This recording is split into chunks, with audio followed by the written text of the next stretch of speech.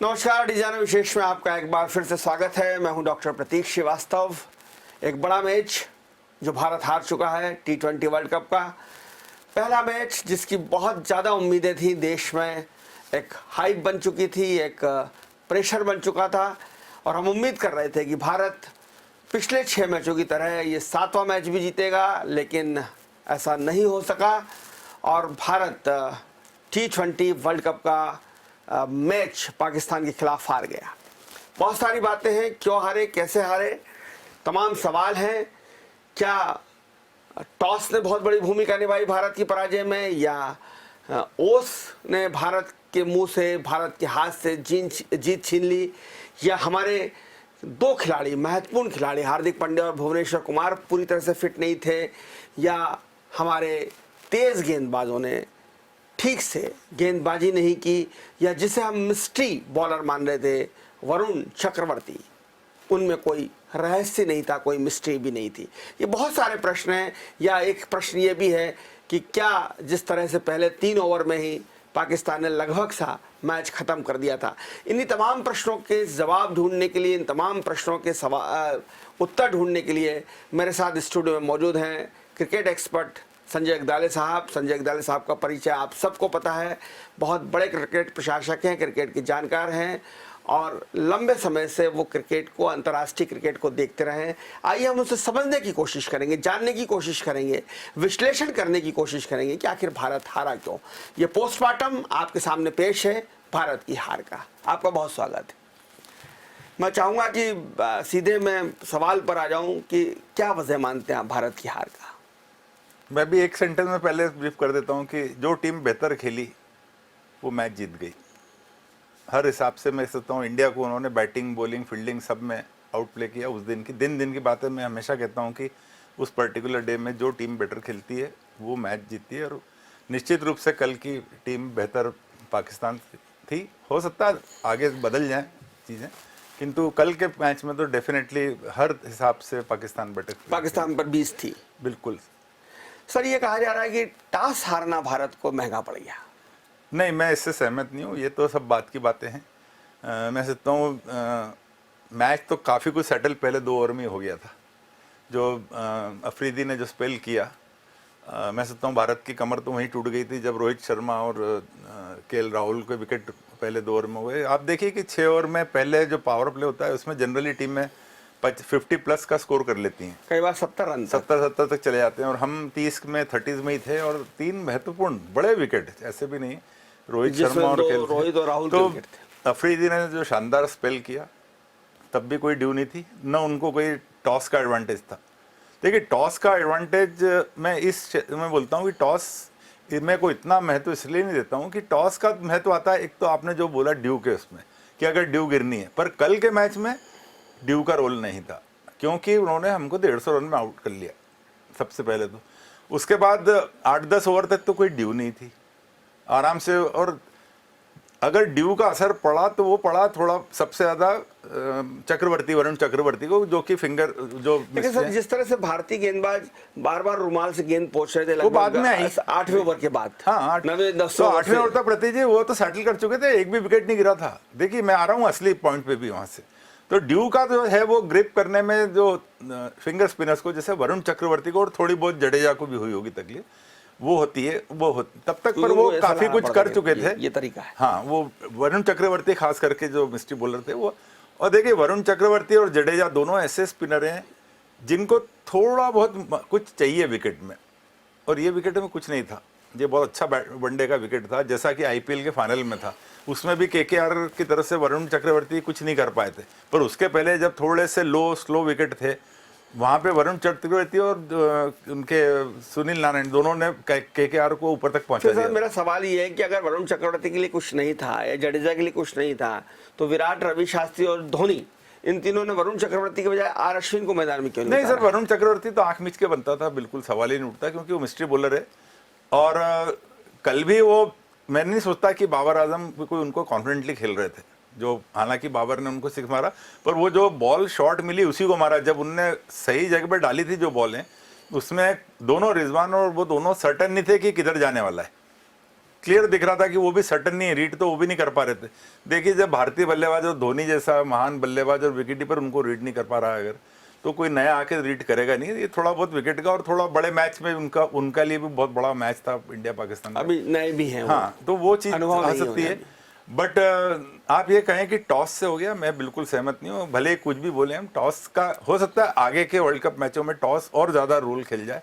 But सबसे बड़ी बात है कि हमारे 25 रन कम बने लगभग, और वो 25 रन कम इसलिए बने कि उनने हमारी कमर पहले 3 ओवर में ही तोड़ दी थी। वो 25 रन का फर्क वहाँ आ गया। पावर प्ले में 50 प्लस बनाना बहुत जरूरी बिल्कुल, है, ये कल के बिल्कुल। मैच का सबक है। नहीं, सभी मैच का T20 में तो आपको पावर प्ले में नई बॉल जब हार्ड होती है तब आपको अटैक वो इजीली हिट होती है और जाती है दूर तक, आपको करना ही पड़ेगा। पर हम तो लड़खड़ाते ही रहे, हम तो विकेट बचाते रहे।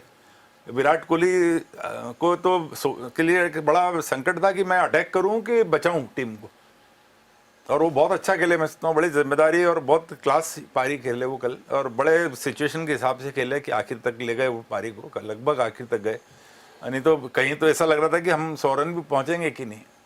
उसके पहले इसी मैदान में वेस्ट इंडीज जो है वो 70 में आउट हो गई थी। जी, वेस्ट इंडीज, देखिए वेस्ट इंडीज बल्लेबाजी और हमारी बल्लेबाजी में फर्क है। वेस्ट इंडीज भी अनप्रेडिक्टेबल बैटिंग साइड है। सर, भारत की दूसरी हार का कारण जो चर्चा है और जो लोग कह रहे हैं कि भारत के खिलाड़ी फिट नहीं है, भुवनेश कुमार कल बिल्कुल रिदम में नहीं थे, बहुत ही स्लो बॉल वो फेंक रहे थे 120-125 की स्पीड से, ऐसा लग रहा है जैसे वो पूरी तरह से फिट नहीं है। हार्दिक पांड्या के बारे में तो हमने और आपने एक दिन पहले चर्चा की थी कि वो शायद फिट नहीं और वो गेंदबाजी नहीं कर पाएंगे। तो क्या हम अनफिट खिलाड़ियों को लेकर खेल रहे हैं? नहीं, आपके पॉइंट पे मैं आ रहा था, पर आपने अगला क्वेश्चन जो मैं भारतीय गेंदबाजी पे आने वाला था, तो आपने वही क्वेश्चन जोड़ लिया उससे कनेक्टेड। मैं सोचता हूँ कि दूसरा जो टॉस का मैं इसलिए नहीं कि हमने गेंदबाजी बहुत ख़राब की। मेरे को याद नहीं रहा कि पिछले 1 आध साल में मैंने इतनी पुअर गेंदबाजी देखी भारतीय अटैक, कोई इफेक्टिव नहीं लग रहा था। और उसका कारण ड्यू नहीं था, क्योंकि न्यू बॉल जब पाकिस्तानी पारी हुई तो ड्यू फैक्टर नहीं था। पर आपने जैसा बोला कि भुवनेश्वर कुमार 125 से नीचे फेंक रहे थे, उनका बॉल जा ही नहीं रहा था, इतना टाइम मिल रहा था उनको। वो स्पिनर जैसा खेले बाबर आजम, और इतना टाइम था। सेम समी ने भी समी को भी मैंने बड़े समय बाद ऐसी गेंदबाजी करते देखा जब वो भी शॉट डाल रहे थे, उनका भी बॉल स्विंग नहीं हो रहा था। आउट ऑफ बिल्कुल दगा ही नहीं गेंदबाजी की। ये वो भारतीय गेंदबाजी हो रही है। बुमराह भी जो थे, हमारे किसी भी गेंदबाज ने गेंद स्विंग नहीं करी। जहां अफरीदी, आपने देखा होगा अफरीदी ने स्विंग की है, हसन अली ने जो 2 विकेट ली उसमें भी उनने स्लोअर बॉल करे, पर उनके बॉल भी स्विंग हुए। या और रऊफ फेंक रहे थे, हाँ, सूर्य कुमार यादव का विकेट स्विंग होके गया। हमारे यहाँ से तो किसी का मेरे को ध्यान नहीं। भुवनेश्वर कुमार का फर्स्ट बॉल जो था इनिंग का पारी का, वो जरूर आउट स्विंग हुआ था थोड़ा, उसके बाद तो कुछ भी नहीं हुआ, बॉल स्विंग ही नहीं हो रहा था।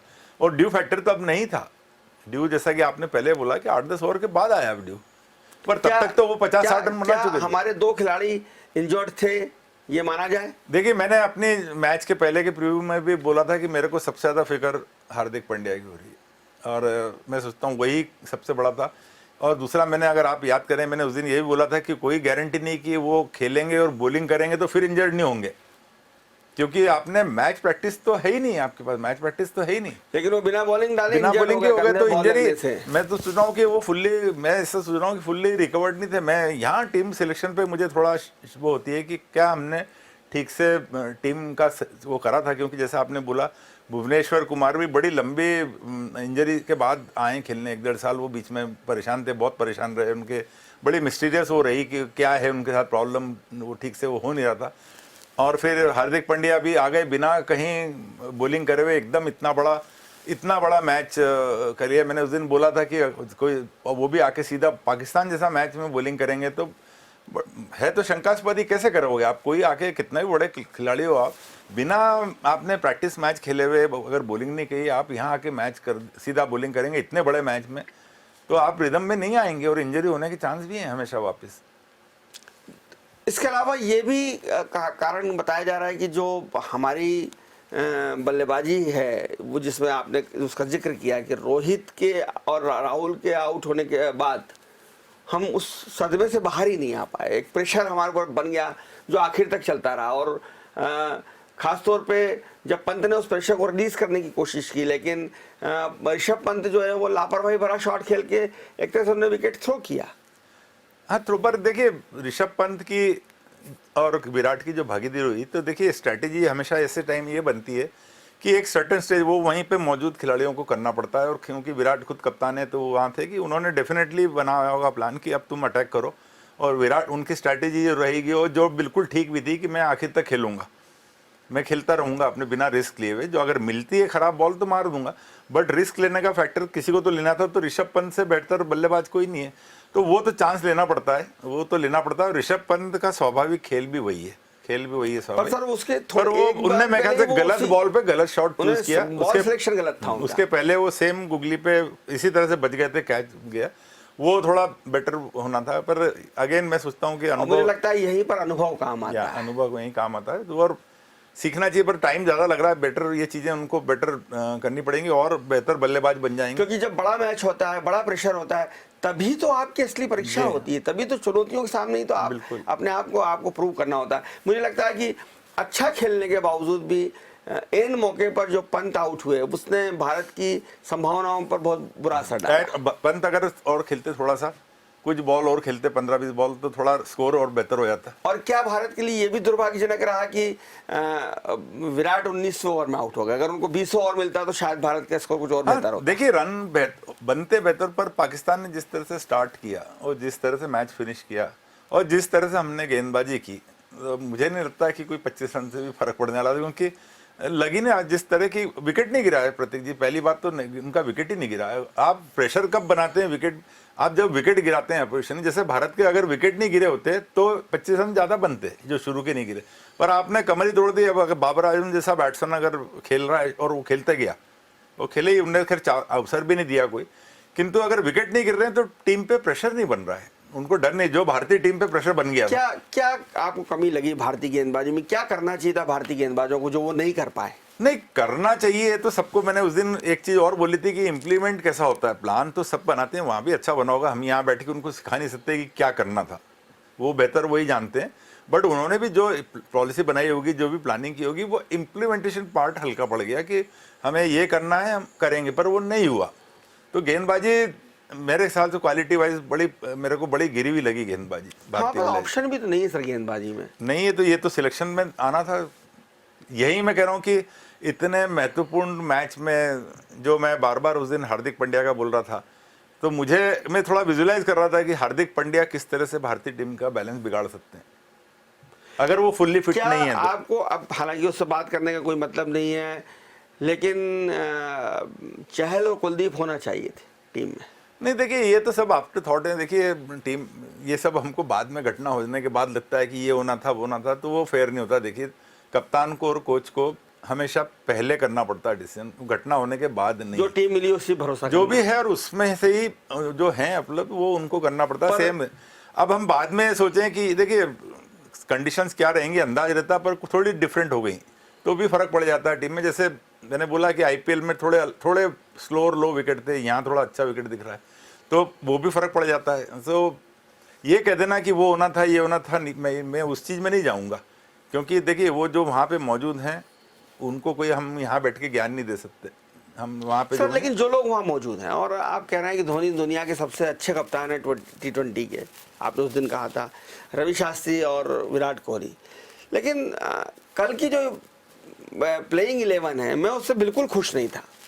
फ्रॉम वेरी फर्स्ट बॉल जब मैंने प्लेइंग 11 पढ़ी तो मुझे लगा कि ये प्लेइंग 11 ठीक नहीं है। मुझे लग रहा था कि इसमें शार्दुल ठाकुर हार्दिक पांड्या की जगह पर होना चाहिए। वही फिटनेस वाला इशू था, तो ये तो टीम मैनेजर को मालूम था कि वो फिट है कि नहीं, हम तो कह नहीं सकते। पर मैं तो अंदाज से ये बोल रहा था उस दिन आपके टॉक में कि वो बॉलिंग नहीं कर रहे हैं प्रैक्टिस मैच में भी, इसका मतलब वो बॉलिंग फिट नहीं है। वो मैच यानी टेस्ट, अगर वो यहाँ इस मैच में बॉलिंग करते भी तो इफेक्टिव नहीं होते।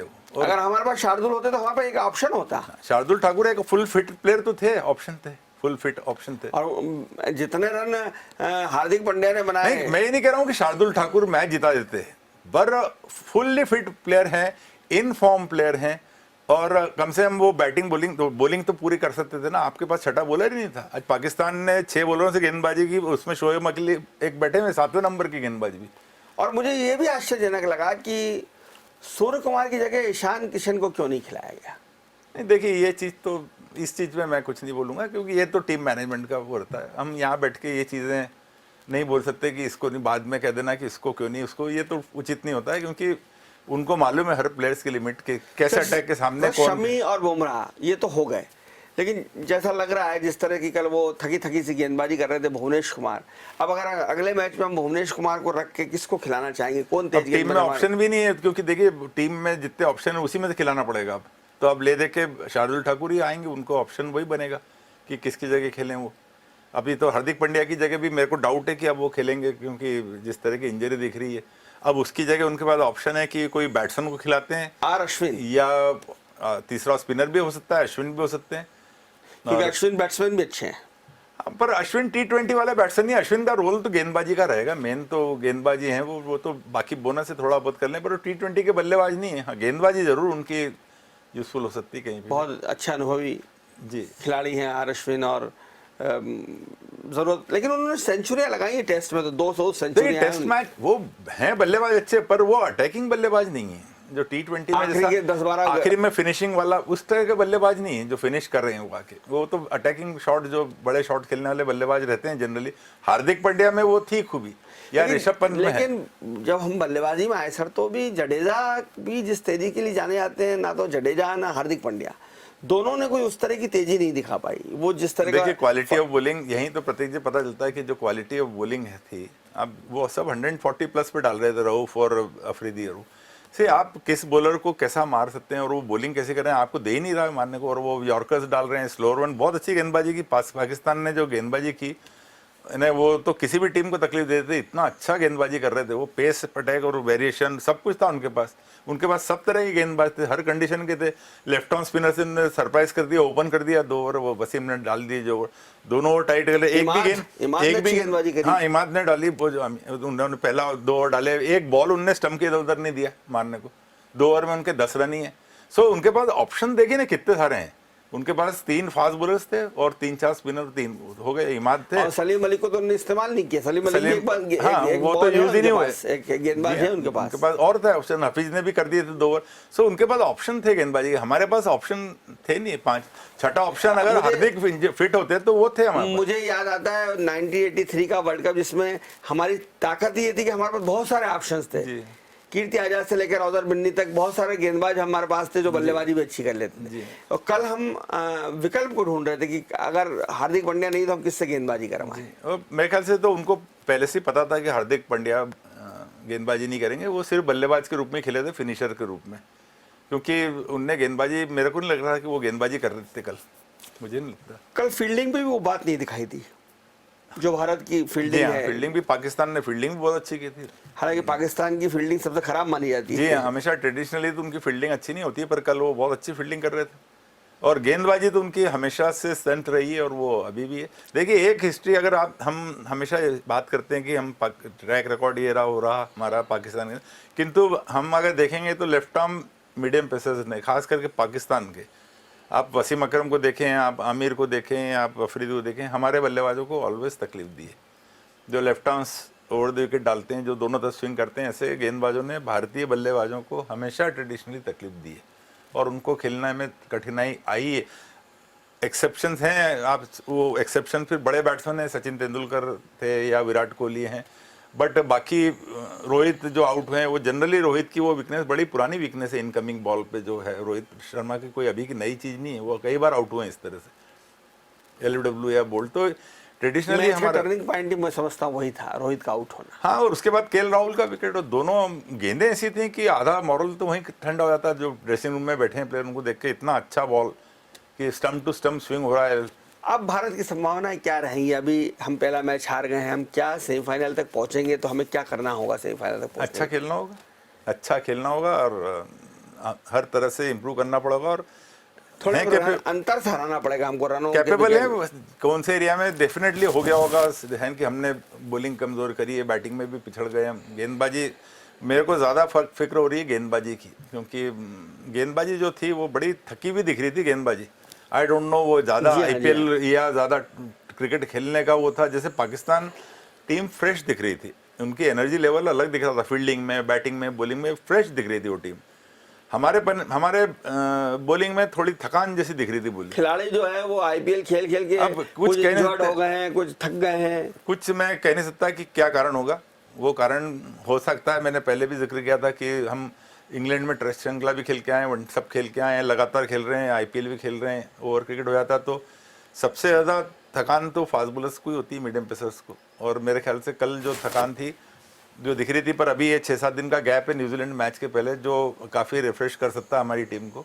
तो न्यूजीलैंड को हराना बहुत ज़रूरी है। जी हाँ, बिल्कुल ज़रूरी है, अगर आगे खेलना है हमें तो बिल्कुल ज़रूरी है। और अगर हम न्यूजीलैंड से मैच गंवा देंगे तो फिर हमारी संभावनाएं बहुत कम हो जाएंगी, क्योंकि फिर न्यूजीलैंड को भी या पाकिस्तान को भी, पाकिस्तान तो जीत गई है एक मैच, अब फिर हमको इस बात पे निर्भर हो जाएंगे कि दूसरे कौन मैचों किसको में हरा क्या रहा था। है। तो हमारे लिए बहुत ज़रूरी है कि हम न्यूजीलैंड से जीतें। और न्यूजीलैंड की टीम के बारे में मैं जानता हूं कि वो हमेशा चमत्कार करती है, कभी भी किसी भी टीम को हरा सकने में सक्षम है, वो डार्क हार्स है। और वर्ल्ड कप की अगर हम रिकॉर्ड और इतिहास की बात करें तो न्यूजीलैंड को हम कभी हरा नहीं पाए। जी हाँ, बहुत न्यूजीलैंड की टीम बहुत अच्छा एज ए टीम खेलती है, बहुत अच्छा खेलती है एज ए टीम, मिक्स होके। कोई बहुत ज़्यादा बड़े प्लेयर्स नहीं है, कुछ नहीं है, पर वो खेलते बहुत अच्छा है। सर अब क्या कॉम्बिनेशन लेके हमको उतरना पड़ेगा न्यूजीलैंड के लिए, अब हम क्या सोचें?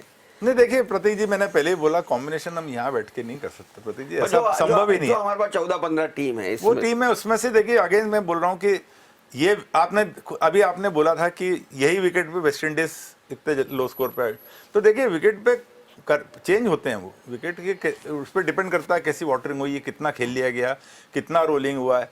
सो ये चीजें सब जो है टीम मैनेजमेंट और यहीं तो पिक्चर में आती है, वो उसी दिन देख के और रीड करके कि इस पे क्या होगा। फिर ड्यू फैक्टर भी रहता है, टीमें जनरली पता करती हैं कि ड्यू कितने बजे, जैसे अगर इंदौर में मैच है इंटरनेशनल तो वो पता करेंगे आके कि यहाँ कितने बजे आती है ड्यू, तो वो ड्यू फैक्टर भी रहता है। फिर उस हिसाब से लोग सोचते हैं कि पहले हमने बैटिंग की तो हमें इतने ज़्यादा बनाने पड़ेंगे, क्योंकि ड्यू गेंद गीले होने के बाद बल्ले पे अच्छे आने लगती है और स्पिनर्स को गेंदबाजी करने में तकलीफ होती है, ग्रिप करने में।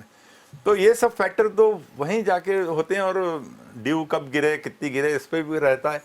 तो टीम कॉम्बिनेशन तो जो वहाँ मौजूद है, जो टीम के साथ हैं, जो परिस्थितियाँ देख रहे हैं, जो विरोधियों को भी जानते हैं अच्छी तरह से, उस हिसाब से स्ट्रैटेजी बन सकती है। ऐसे हम यहाँ बैठ के बोल दें कि उसको खिलाना या उसको खिलाना, वो गलत होगा, ये तो गलत। हाँ, पर अनफिट अगर कोई प्लेयर है तो वो नहीं खेलना चाहिए, जैसे आपने भी बोला। मैं पूरी तरह से, मेरे को आश्चर्य हुआ हार्दिक पांड्या खेले जब इस परिस्थिति में, और ख़ास करके अगर वो गेंदबाजी नहीं कर रहे थे तो। हालांकि विराट ने बोला कि मैंने, वो बहुत बड़े मैच फिनिशर हैं तो उन पर मैंने गैम्बल किया, वो भी ठीक, उनका वो ठीक था कि उनको कोई और मैच विनर दिखा। फिर दूसरा ऑप्शन ईशान किशन थे, जवाब बोले कि या तो वो खेलते बल्लेबाज के रूप में, तो शायद उनने हार्दिक पांड्या के पुराने अनुभव और एक्सपीरियंस और उनकी पहले जो यूटिलिटी रही है, जिस तरह से मैच फिनिश करते हैं, तो उनने अच्छी इंटेंशन उनकी गलत नहीं थी, मैं ये नहीं कह रहा हूँ, पर उस इंटेंशन वो बैठा नहीं, दाव बैठा नहीं, वो नहीं कर पाया फिनिश, क्योंकि हार्दिक पांड्या बैटिंग में भी कंफर्टेबल नहीं लग रहे थे। किंतु अगेन देखिए, आप एक मीडियम पेस बॉलर को या स्पिनर को फिनिश कर रहे हैं, वो अलग बात है। और यहाँ रऊफ जैसे बॉलर या अफरीदी जैसे पेस के बॉलर हैं, 140-150 के बीच में डाल रहे हैं, उनको फिनिश करना, उनके अगेंस्ट बड़े शॉट खेलना हर किसी के बस की बात नहीं है। आप देखिए क्वालिटी, उनको बड़े शॉट मारे तो विराट कोहली ने ही मारा, उसके उनके लेवल का प्लेयर लगा। उनको तो तीसरे चौथे ओवर में उनको छक्का मार दिया था। तो उस लेवल का प्लेयर लगा, हर कोई जाके नहीं मार सकता। और जैसे उसको तीसरे ओवर में छक्का मारा, उनके कप्तान ने, बाबर ने, उनको अफरीदी को हटा दिया। और तीसरा ओवर करता नहीं जनरली। देखिए उन्होंने तीसरा ओवर इसलिए दिया कि वो इतना अच्छा गेंदबाजी कर रहे थे, तो बाबर के पास एक ऑप्शन था कि उनके 2 ओवर रोक के और 2 ओवर बाद में कराते, जनरली होता ऐसा। किंतु क्योंकि विराट खेल रहे थे और 2 निकाल चुके थे, उनने एक चांस लिया कि अगर लगे हाथ विराट को भी निकाले तो मैच ही खत्म हो रहा है, सीधा खत्म ही था मैच। तो उनने 3rd ओवर भी दिया जिसमें आप विराट ने अटैक कर दिया, और फिर उनको लग गया कि अभी इस पे वेस्ट करने की जरूरत नहीं है, मेरे को 1 ओवर में बात के लिए रखता हूँ। वो हार्दिक पांड्या के टाइम उन्होंने कराया। अब आप देखिए विराट उसको जो किस तरह से कनेक्ट कर रहे थे, और हार्दिक पांड्या, मैं सोच रहा था कि इतना लेट हो रहे थे कि वो बॉल खेल रहे थे, जब तक बॉल निकल। बाबर विराट पे भारी पड़े नहीं, ऐसा तो नहीं बोल सकते। कप्तानी देखिए, वो तो खिलाड़ियों खेल में भारी पड़ गए, कप्तानी का तो कुछ ज्यादा स्कोप था नहीं, कुछ कप्तानी की वजह से तो नहीं हारे कुछ। मैं कहूँगा एक बहुत आखिरी सवाल, क्या भारत की संभावनाएं खत्म हो गई हैं? नहीं, बिल्कुल नहीं। देखिए मैंने उस दिन प्रोग्राम में बोला था, इस टीम में मुझे सबसे अच्छी बात ये लगती है कि वो जो वापस कमबैक करते हैं, वो कमबैक करने की जो क्षमता है वो इस भारतीय टीम में है।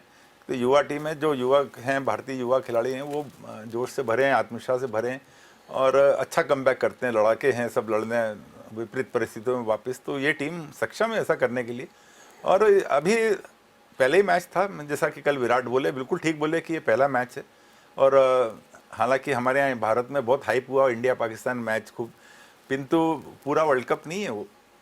ये अगर आप 92 का वर्ल्ड कप याद करें ऑस्ट्रेलिया में, जी। तो भारत ने इमरान खान के पाकिस्तान को 92 में मार दिया था, 5-6-7 विकेट से जीते थे, मुझे ध्यान है वो। इमरान खान और जीत गए। इमरान खान की कब कप्तानी में जीते? फाइनल जीत गए वो। कब तो जीते? ये चीजें तो होती हैं, उसमें कुछ ऐसा वो नहीं है, बड़ा सवाल नहीं। बट हाँ थोड़ा टफ हो गया है कि अब आपको न्यूजीलैंड वाला सभी मैच जीतने पड़ेंगे अपने को। बहुत धन्यवाद संजय जगदाले साहब। और आपने हमारा ये पोस्टमार्टम देखा एक्सपर्ट संजय जगदाले के साथ कि भारत क्यों हारा। निश्चित रूप से दर्शकों की बहुत सारी जिज्ञासाओं का और बहुत सारी शंकाओं का समाधान जगदाले साहब की बातें सुनकर हुआ होगा कि हम क्यों हारे, कैसे हारे। और हिम्मत हारने की अभी भी ज़रूरत नहीं है, अभी भी हम टूर्नामेंट में बाकी हैं, बचे हुए हैं। जैसा कि संजय जगदाले जी कह रहे हैं कि भारत के लिए अभी कोई टूर्नामेंट ख़त्म नहीं हुआ है। हाँ, चुनौती थोड़ी सी और गंभीर हो गई है, और गहरी हो गई है, मजबूत हो गई है। हमें हर मैच जीतना होगा, खासकर 31 अक्टूबर को रविवार को जो न्यूजीलैंड के खिलाफ जो मैच होगा वो तो जीतना ही होगा। देखते रहिए डिजाइनर न्यूज़, खबरों का सिलसिला जारी रहेगा। नमस्कार।